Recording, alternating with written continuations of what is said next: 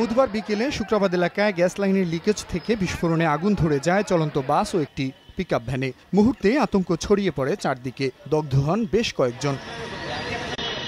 Fire সার্ভিসের দুটি ইউনিটের চেষ্টায় আগুন নিয়ন্ত্রণে আসলেও বন্ধ রয়েছে যান চলাচল।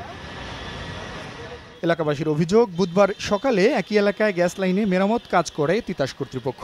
এর কয়েক ঘন্টার মাথায় এই দুর্ঘটনা ঘটে। ৩-৪ দিন আগে এখানে কাজ করেছে, এই টাঙ্কি উঠে এখানে কাজ করছে, আজকেও সকালেও কাজ করছে। দায়িত্ব বলে তাদের কোনো ইয়ে নেই, যদি দায়িত্ব থাকতে হলে এখনো তারা এভাবে একটা যে কোনো একটা ব্যবস্থা পদক্ষেপ নিত, সেরকম কোনো দেখিনি। ম্যানুয়ারটা মাঝখানে আর কি গ্যাপ আছিল, গ্যাপ যাওয়ার কারণে মনে করেন যে ম্যানুয়ার থেকে বাসটা গ্যাস বাসটা উপরটা আগুন জ্বলছে, এইটাতেও জাগছে, মিনি বাস একটা আছে সেটাতেও জ্বলছে। দুপুর 1:30 থেকে এখানে গ্যাসের সমস্যা শুরু হচ্ছে, তখন পরশমণি থেকে ফায়ার সার্ভিসে ফোন করে জানানো হয়েছে, ওনারা কেউ আসে নাই। তো হঠাৎ করে আমরা যখন কাজ করতেছি মার্কেটে বসে, হঠাৎ করে একটা বিকট শব্দ হয়। হঠাৎ বিস্ফোরণের কোনো সদুত্তর দিতে পারেনি তিতাস কর্তৃপক্ষ। এটা আমার এখতিয়ারে না, আমি বলা ঠিক না। আমি যোগাযোগ করতেছি, এই জন্য আমি যাদের সাথে যোগাযোগ করে তাদের কাছে লাগানো দরকার, তাদেরকে আমি ইনফর্ম করতেছি এবং আমি আড়াই দিচ্ছি। এটাই তো একটা কাজ।